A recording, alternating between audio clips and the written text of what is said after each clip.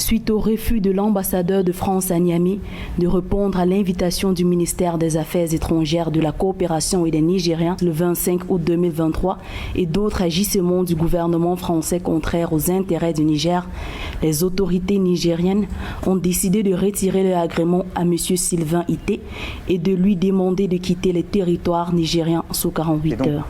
La France a décidé de ramener son ambassadeur. Et donc, dans les prochaines heures, notre ambassadeur, avec plusieurs diplomates, rentreront en France. Et nous mettons fin à notre coopération militaire avec les autorités de fait du Niger, car elles ne veulent plus lutter contre le terrorisme. C'est donc la fin de la présence française militaire au Niger. Elle sera organisée. Comment en était-on arrivé là? Tout a débuté le 26 juillet 2023, lorsque des militaires ont annoncé avoir renversé le président Mohamed Bazoum et son régime. À ce moment-là, une grande appréhension s'est installée pour le Niger. Nous redoutions tous des violences et des dévastations dans ce pays coutumier de coup d'État, mais contre toute attente, le général Tiani a été porté à la tête du pouvoir transitoire au Niger sans qu'une seule goutte de sang ne soit versée. Cette nouvelle n'avait enchanté ni la France, ni la CEDEAO, qui avaient publiquement et clairement exprimé leur hostilité envers les nouvelles autorités nigériennes et leur désir de rétablir l'ex-président dans ses fonctions, et ce, sans exclure le recours à la force si cela s'avérait nécessaire. Si les demandes ne sont pas satisfaites dans un délai d'une semaine, la CEDEAO prendra toutes les mesures nécessaires pour rétablir l'ordre constitutionnel en République du Niger. Ces mesures peuvent inclure le recours à la force. À cet effet, les chefs d'état-major de la défense de la CEDEAO doivent se réunir immédiatement. On ne reconnaît pas les putschistes. On soutient un président qui n'a pas démissionné, aux côtés duquel nous restons engagés. Et nous soutenons l'action diplomatique, et quand elle le décidera militaire, de la CEDEAO, dans une approche de partenariat, qui est celle que j'ai présentée en février dernier. Cette déclaration a bien sûr provoqué un énorme tollé médiatique. Nombre d'entre nous ignoraient que la CEDEAO disposait encore de tels recours depuis le temps. Et c'était assez déconcertant de l'apprendre. Pourquoi ne lui est-il jamais venu à l'esprit l'idée de mettre à contribution cette puissance militaire avec laquelle il serait intervenu au Niger dans la lutte contre les terroristes qui rendent invivable le Sahel? Surtout, lorsqu'on sait que la dégradation de la situation sécuritaire est toujours le motif principal brandi par les militaires pour justifier leur prise de pouvoir par la force. Au lieu d'aller aider à lutter contre le terrorisme qui s'étendra de plus en plus comme une gangrène s'il n'est pas stoppé, ils préfèrent menacer de surenchérir sur le chaos déjà préexistant. C'est dans l'optique de barrer donc la route à cette manœuvre que 3 États de la sous-région, à savoir le Burkina Faso, le Mali et la Guinée, se sont dit prêts à intervenir en soutien aux nouvelles autorités nigériennes en cas d'ingérence de la CEDEAO. Le gouvernement de transition du Burkina Faso et du Mali 1. Expriment leur solidarité fraternelle et celle des peuples burkinabés et maliens au peuple frère du Niger qui a décidé en toute responsabilité de prendre son destin en main et d'assumer devant l'histoire la plénitude de sa souveraineté. 2. Dénonce la persistance de ces organisations régionales à prendre des sanctions aggravant la souffrance des populations et mettant en péril l'esprit de panafricanisme. 3. Refuse d'appliquer ces sanctions illégales, illégitimes et inhumaines contre le peuple et les autorités nigériennes. 4. Avertissent que toute intervention militaire contre le Niger s'assimilerait à une déclaration de guerre contre le Burkina Faso et le Mali. Je répète. 4. Avertissent que toute intervention militaire contre le Niger s'assimilerait à une déclaration de guerre contre le Burkina Faso et le Mali. Bon, vu que ce sont aussi des militaires qui ont pris le pouvoir par la force qui sont à la tête de ces États, c'était aussi quelque peu stratégique. Ils savaient que si la CEDEAO intervenait au Niger, ils seraient les prochains. Il fallait donc prévenir cela.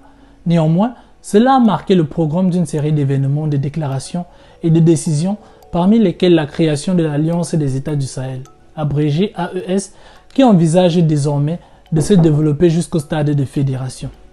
Cette initiative, bien que réjouissante pour les panafricains que nous disons être, n'étant ni la première dans la sous-région et peut-être pas la dernière, il est important de comprendre pourquoi les précédentes ont échoué, les risques qui pèsent sur cette vaillante entreprise et quels seraient les avantages du succès d'une telle initiative pour ces États en particulier, mais également pour le continent de manière générale. Bonjour et bienvenue sur cette chaîne où les jeunes Africains parlent de manière dépassionnée des réalités africaines.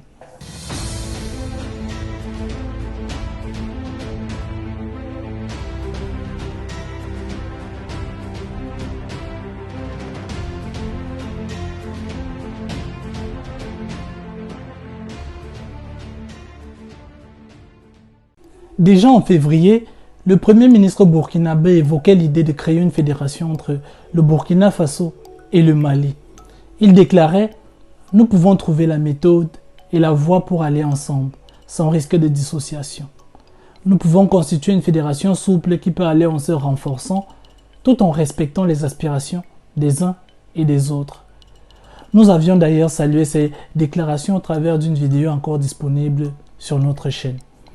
Et si le projet semblait avoir été oublié, il a repris vie avec cette nouvelle alliance qui, dans ses premières heures, me paraissait assez déconcertante.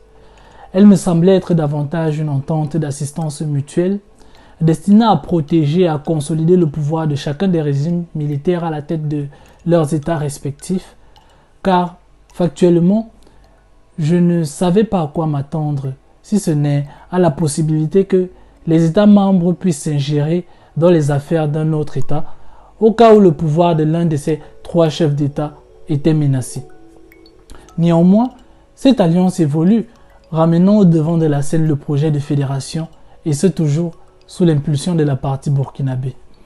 Mais bien que cette entreprise suscite notre réjouissance et notre impatience de la voir se concrétiser, il est essentiel que les acteurs prennent le temps nécessaire à la réflexion et à la maturation de ce projet, car nous ne voulons pas que ce projet accouche d'une souris à l'instar de la Fédération du Mali en 1960. Car même si beaucoup l'ignorent, la balkanisation de l'Afrique suscite des préoccupations depuis l'époque de la colonisation. C'est d'ailleurs dans l'optique de solutionner ce problème ou de tenter d'y répondre que les leaders Modibo Keïta, Léopold Sédar Senghor et Mamadou Dia du Mali et du Sénégal ont tenu à créer une fédération de leurs États en prélude à l'indépendance de la France. Alors, pour comprendre les risques qui pèsent sur le projet de fédération des États de l'AES, nous n'avons qu'à relever les raisons de l'échec de la fédération du Mali de 1960 qui, malgré les bonnes intentions initiales, s'est soldée par un éclatement rapide. Je veux préciser que les leaders du Soudan français et ceux du Sénégal à l'époque n'étaient pas des putschistes, car certains médias ou certaines personnes, certaines personnalités politiques ou certains États même aiment bien cracher sur tout ce que peuvent faire les gouvernements de transition de certains pays de la sous-région. Des civils l'ont donc essayé, mais ils ne pouvaient pas se targuer de la même liberté d'action que les militaires à la tête des États de l'AES aujourd'hui. Les contextes sont différents. À l'époque, la France avait un mot à dire sur chaque fait et geste que pouvaient poser les gouvernements à la tête des États africains. De Gaulle déclarait même à cet effet au sujet de la Fédération du Mali que « La République du Soudan, je connais. La République du Sénégal, je connais. La Fédération du Mali, je ne connais pas. » Ils étaient 4 à la genèse du projet. Ils n'ont fini que 2 à l'arrivée.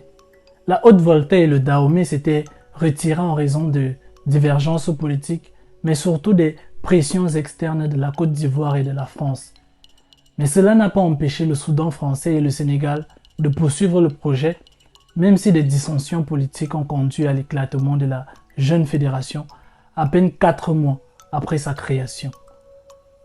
Je pense donc que des leçons ont été tirées de cet antécédent historique et que l'AES ne répétera pas les mêmes erreurs car si une fédération peut renforcer la stabilité politique, sociale et économique de la région, si elle peut améliorer la capacité à lutter contre le terrorisme et d'autres menaces transfrontalières, si elle peut renforcer la voix collective sur la scène internationale et favoriser le développement économique régional, son échec ou une préparation insuffisante pourrait avoir des répercussions importantes tant pour ces pays-là que pour l'Afrique de manière générale. Un échec pourrait entraîner une instabilité régionale, pourrait entraîner la propagation de tensions politiques, sociales et ethniques non résolues qui aggraveraient ainsi les défis sécuritaires dans la région et entraveraient le développement économique régional et les opportunités d'investissement. Comme après l'éclatement de l'URSS, une fédération mal préparée pourrait être confrontée à des défis de gouvernance, de corruption, de manque d'efficacité, ce qui affecterait indubitablement et durablement la prestation de services publics et la confiance des citoyens. Des divergences politiques, ethniques ou culturelles pourraient aussi être exacerbées, entraînant ainsi des tensions internes et des conflits. L'échec de la fédération pourrait également compromettre l'image internationale de ces pays et entraver leur capacité à attirer des partenaires et des investissements étrangers, avec le lot de conséquences économiques que cela comporte.